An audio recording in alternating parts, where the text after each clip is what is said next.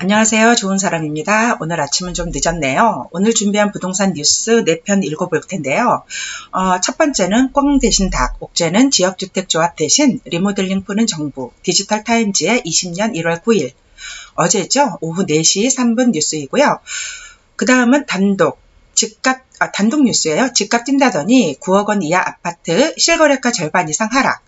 뉴스 1에 20년 1월 9일 6시 5분, 오전 6시 5분 뉴스이고요.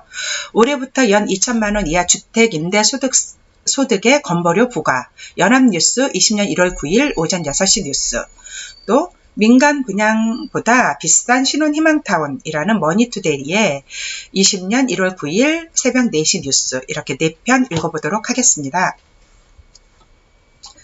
네, 첫 번째 주요 뉴스로 꽝 대신 닭, 옥죄는 지역주택조합 대신 리모델링 푸는 정부, 디지털 타임즈의 어제 1월 9일 뉴스 읽어보도록 하겠습니다. 정부가 지역주택조합 사업을 옥죄는 대신 리모델링 사업은 원활하게 추진될 수 있도록 제도를 개선한다. 9일 국회와 국토교통부에 따르면 이런 내용의 주택법 개정안이 이날 국회 법제사법위원회를 통과했다. 법안은 여야 간 이견 없어 이날 예정된 본회의에서 큰 무리 없이 통과할 전망이다. 개정안에는 지역주택조합 설립 인가 조건이 강화됐다. 현재는 해당 대지의 80% 이상 토지 사용권을 확보하면 되지만 앞으로 이와 함께 대지의 15% 이상의 소유권 본원도 확보해야 한다. 지역주택조합 설립 인가를 위해 조합원 모집 신고를 받을 때 해당 대지의 50% 이상 사용 권한을 확보해 지방자치단체에 신고하고 조합원을 모집하도록 요건이 강화됐다. 조합 설립 인가 이후 3년간 사업계획 승인을 받지 못하는 등 사업이 지체되면 조합이 총회를 거쳐 해산 여부를 결정해야 한다. 사업이 장기화돼도 조합 탈퇴가 쉽지 않아 피해자가 생기는 문제를 막기 위해 퇴로를 열어준 것이다. 조합은 사업 개요와 분담금 등 각종 비용, 조합원의 자격 기준, 조합원 탈퇴 및 환급 등 중요한 사항을 자세히 설명해야 한다. 조합원 모집 광고 등을 할 때 주택 건설 대지의 사용권이나 소유권을 확보한 비율을 사실과 다르게 기재하는 등 과장 광고는 금지된다. 과장 광고는 공정거래위원회가 표시광고법 위반 혐의를 적용해 처리하고 있지만 이를 주택법에도 명시함으로써 더욱 적극적으로 제재에 나서겠다는 방침이다. 이와 함께 주택 리모델링 사업은 요건이 완화된다. 리모델링 주택조합이 75% 이상 리모델링 동의를 받은 경우 이에 찬성하지 않는 토지 및 주택 소유자에 대해 매도 청구권을 행사했다면 사업계획 승인을 받을 수 있도록 예외 규정이 신설된다. 현재로서 100% 동의가 필수적인데 규제가 과도하다는 지적이 제기됐다. 리모델링이 완료된 후에는 대지와 건축물에 대한 권리의 확정 등에 관한 내용을 도시 및 주거환경정비법을 준용하게 된다. 현행법에는 리모델링 사업 이후 권리관계를 정하는 규정이 마땅치 않아 공동주택 리모델링이 원활하게 추진되지 못했다. 아파트 등 공동주택 입주 예정자가 사전 방문을 통해 주택의 시공 상태를 확인할 수 있는 제도적 기반이 마련됐다. 공동주택 사업 주체는 사용검사 받기 전 입주 예정자가 공사 상태를 사전 점검할 수 있도록 하고 입주 예정자가 보수를 요청하면 지체 없이 보수해야 한다.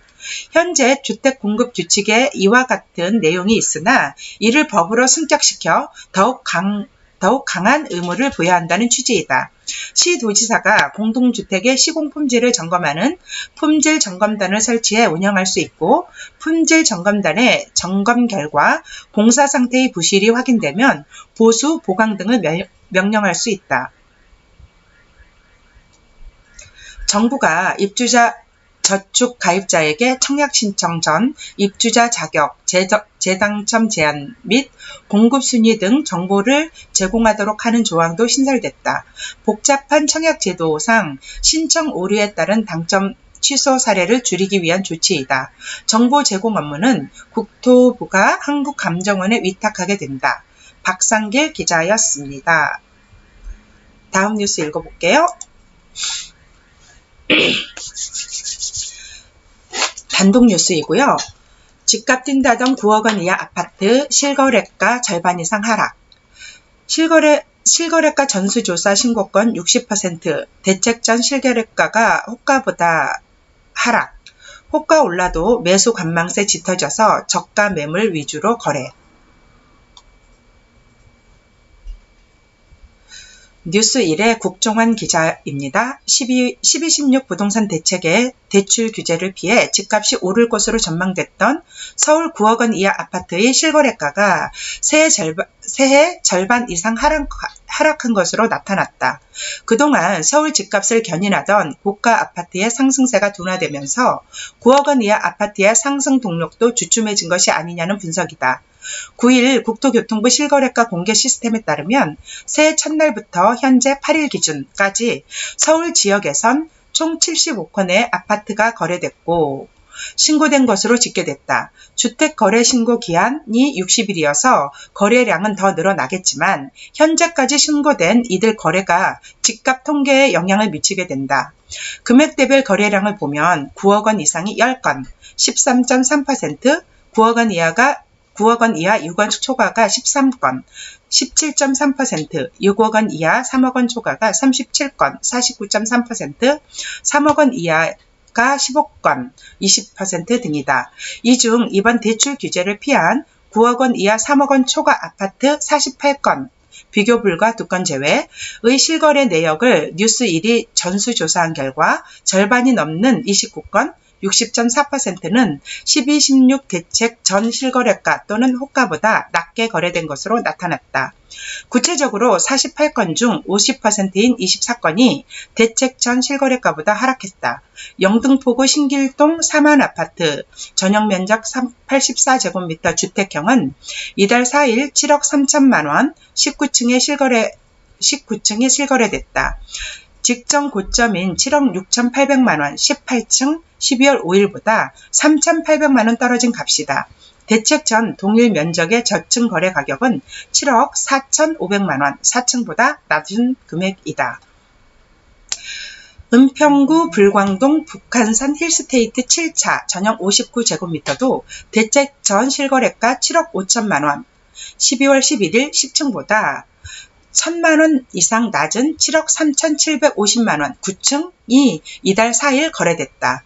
지난달 초 6억 2,500만 원 14층에 팔렸던 성북구 정릉동 정릉하이츠빌 2단지 전용 84제곱미터도 이달 3일 3,500만 원 낮은 5억 9천만 원 19층이 팔렸다.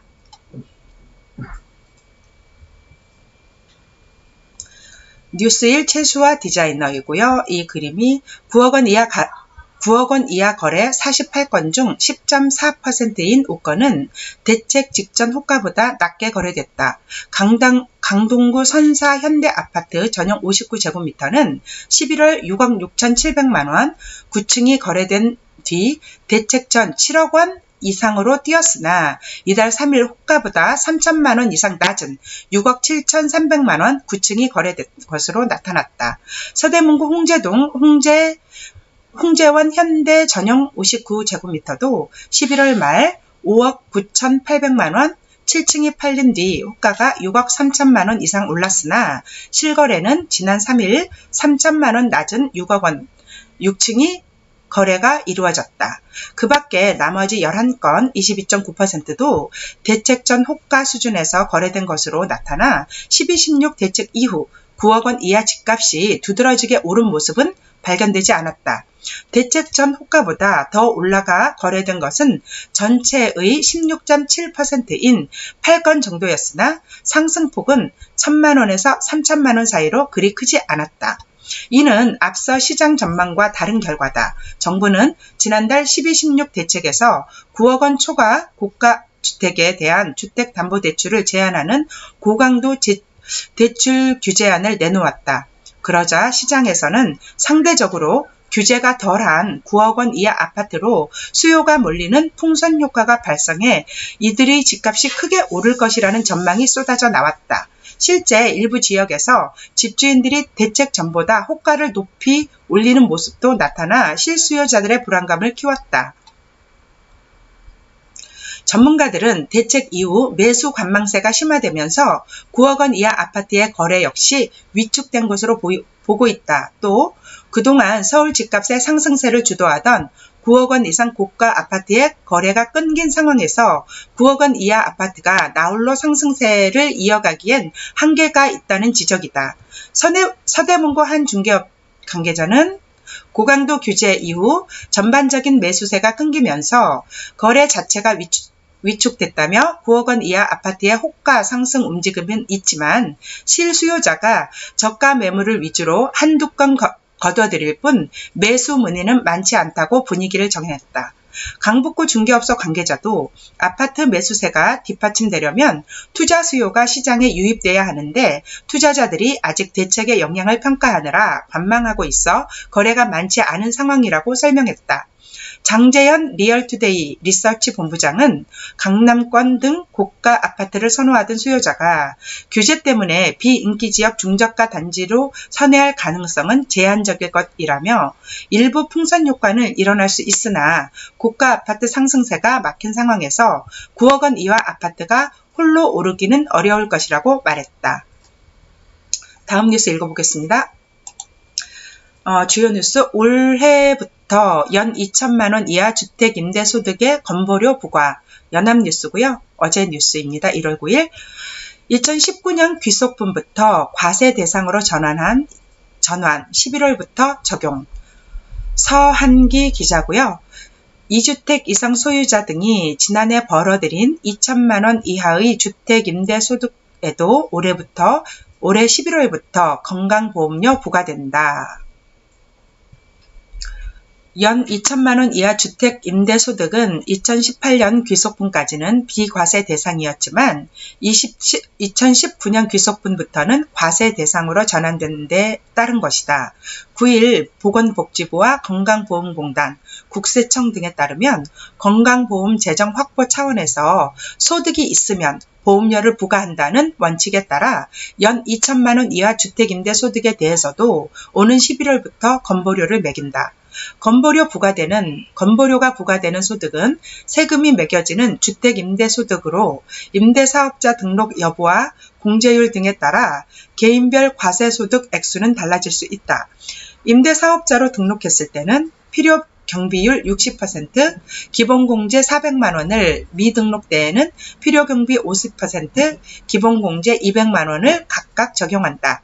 이를테면 임대 수입이 2천만 원인 경우 등록자라면 60%인 1,200만 원을 필요 경비로 인정받고 기본공제액 400만 원까지 뺀 400만 원, 2천만 원 빼기 1,200만 원 빼기 400만 원 되는 거죠. 에만 소득세가 붙인다. 하지만 미등록자라면 필요 경비 인정 비율 50% 1천만 원밖에 되지 않고 기본 공제액도 200만 원이기에 과세 표준 세율이 적용되는 대상 금액은 800만 원으로 임대사업 등록자의 2배에 달한다. 2020년 말까지 임대주택을 등록하면 임대 등록 기간에 따라 건강보험료를 경감받을 수 있다. 8년 임대 등록을 하면 보험료의 80%, 4년 임대 등록을 하면 보험료의 40%를 4년간 줄여준다. 직장 가입자는 직장에서 받는 보수 월급에서는 건보료를 기본적으로 내고 주택임대소득 등 보수 외의 소득이 연 3,400만 원을 넘어야 보험료가 부과된다. 하지만 지역 가입자의 경우는 주택임대소득 등 벌어들이는 모든 소득을 합산해 정부가 정한 소득보험료 등급표에 따라 보험료가 부과된다. 보건복지부는 연 2천만 원 이하 주택임대소득뿐 아니라 현재 낮은 세율로 분리과세되는 연 2천만 원 이하의 금융소득, 이자 배당에도 올해 건보료를 부과할 방침이다. 지금까지는 종합소득에 포함되는 임대, 금융소득에 대해서만 건보료를 매겨왔다. 연이율 2%를 가정할 때 금융소득 2천만 원은 10억 원 수준의 정기예금을 가진 사람이 얻을 수 있는 소득이다. 복지부는 다만 건보료 부과 대상 기준 금융소득 하한선을 설정하는 방식으로 소액의 이자, 배당소득에는 건보료를 부과하지 않도록 제도를 설계할 계획이다. 이에 앞서 국세청은 지난 7일 기준시가 9억 원을 넘는 주택을 월세로 준 1주택자, 월세 수입이 있는 2주택자 이상 소유자, 보증금 합계가 3억 원을 넘는 3주택 이상 소유자를 대상으로 지난해 주택임대소득이 연 2천만 원을 넘지 않더라도 5월 1일부터 6월 1일까지는 2019년 주택임대소득세를 주소지 관할 세무서에 신고 납부해야 한다고 통보했다. 만약 주택임대소득세 신고를 누락하거나 일부러 줄여 신고하면 가산세를 물어야 한다고 국세청은 주의를 당부했다. 임대 수입 금액이 2천만 원 이하이면 종합과세와 분리과세 중 선택할 수 있다. 분리과세를 선택하면 14%의 세율이 적용된다.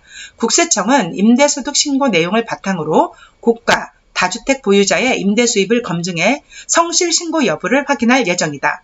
검증 결과 탈세 사실이 명확하고 탈세 규모가 큰 것으로 확인되면 국세청은 곧바로 세무조사를 들어가기로 했다. 주택임대 사업자들은 소득세 신고에 앞서 2월 10일까지 2019년도 주택임대 실적분, 수익금액과 임대물건의 소재지, 계약 조건 등 사업 현황을 사업장의 관할 세무서에 신고해야 한다. 사업장 현황 신고를 마쳐야 5월 소득세 신고 시점에서 국세청이 제공하는 간편 신고 서비스를 이용할 수 있다. 네, 연합뉴스였습니다. 마지막 뉴스예요. 민간 분양보다 비싼 신혼희망타운, 머니투데이의 1월 9일 뉴스. 신혼희망타운에 대한 뉴스네요. 입니다. 박주미 기자이고요. 지난달 세종시에 처음 공급된 신혼희망타운 견본주택을 찾은 입주 희망자들이 상담을 받고 있다.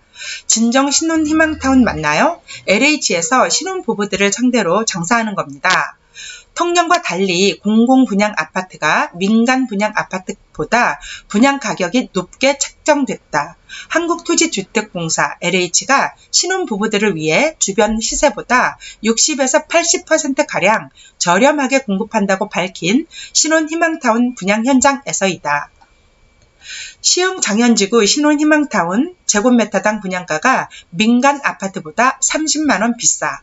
8일 분양업계에 따르면 LH가 지난달 청약 신청을 받은 시흥 장현지구 A-8 블럭에 공급한 분양가격은 55제곱미터 이하 전용면적 기본령 기준 2억 7,284만원에서 2억 9,295만원이다. 가장 낮은 1층 분양가로 보면 1제곱미터당 496만원으로 책정됐다.